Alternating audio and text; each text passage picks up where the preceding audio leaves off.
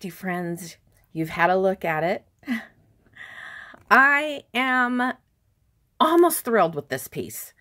I will tell you, I love the composition of it, but I'm not sold on the color of it. I actually used some other colors and didn't like it, so I painted it black, and then this is what I ended up with. And I used, obviously, purple and teal. This is an altered canvas, and it started out like that.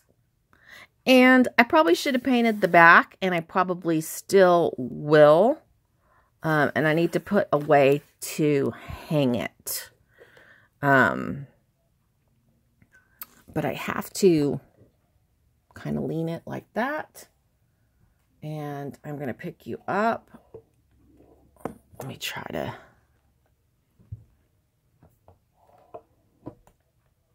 All right. Let's look at it like this.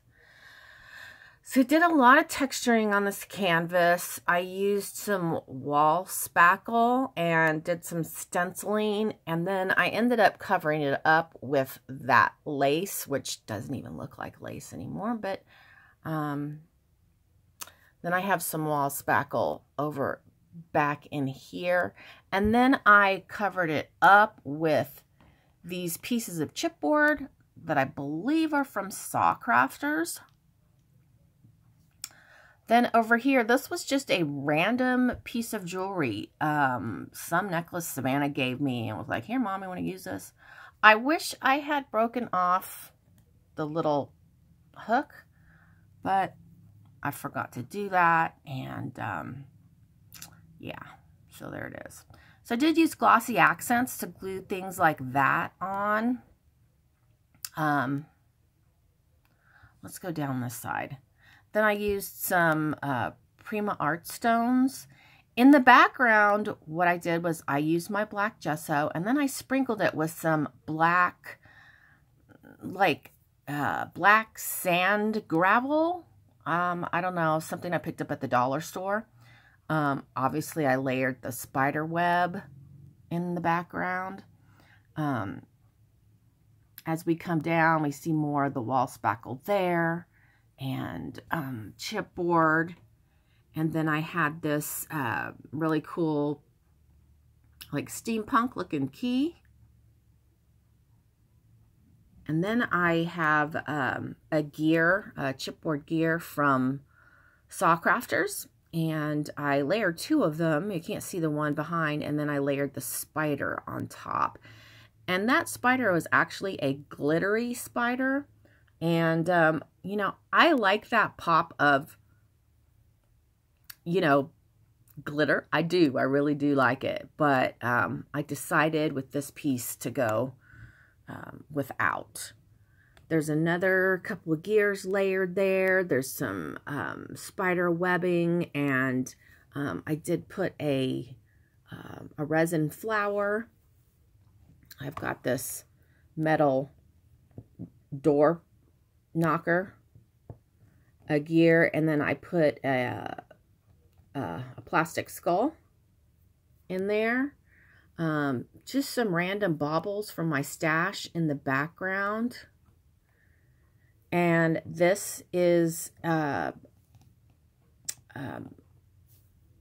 nameplate, and I put one of the titles, and I used Bone Collector from Tim Holtz inside that book plate.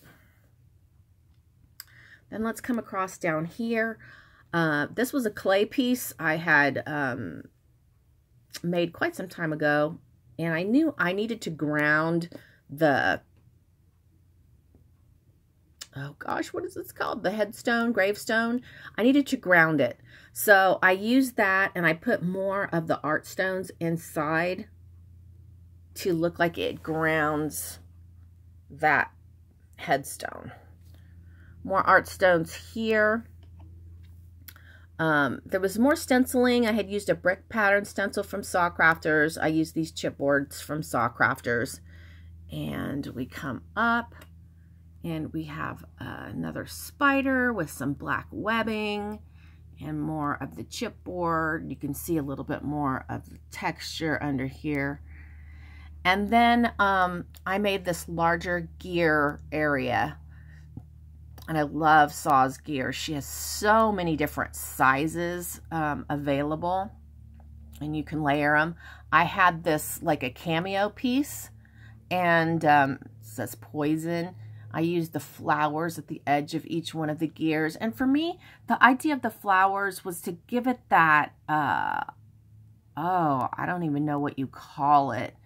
Those sugar skulls, you know, to kind of give it a little bit of that kind of look to it.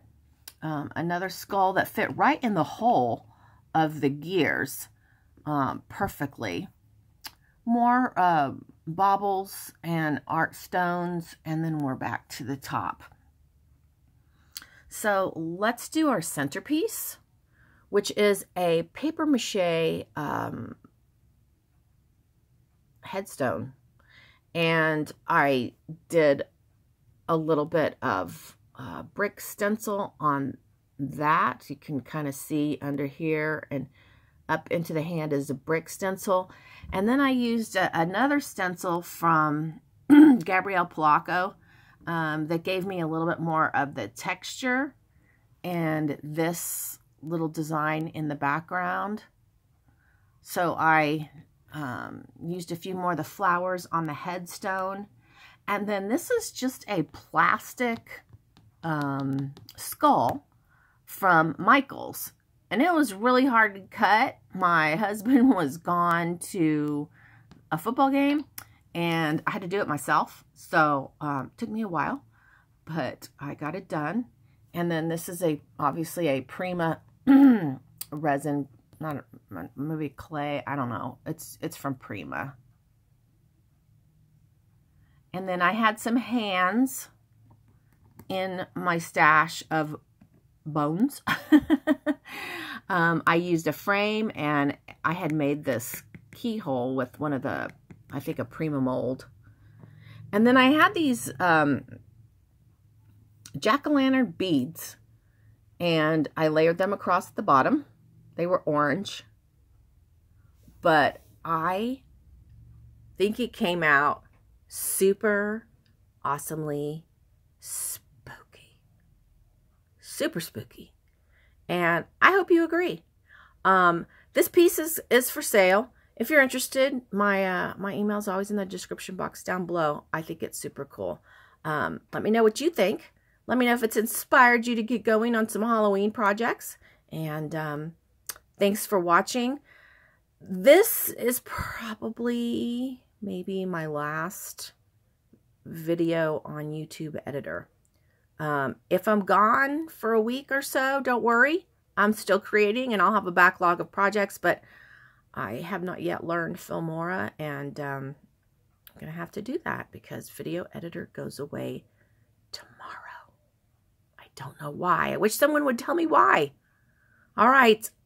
Have a spooky, crafty, scary day. All right. See you guys soon. Hopefully.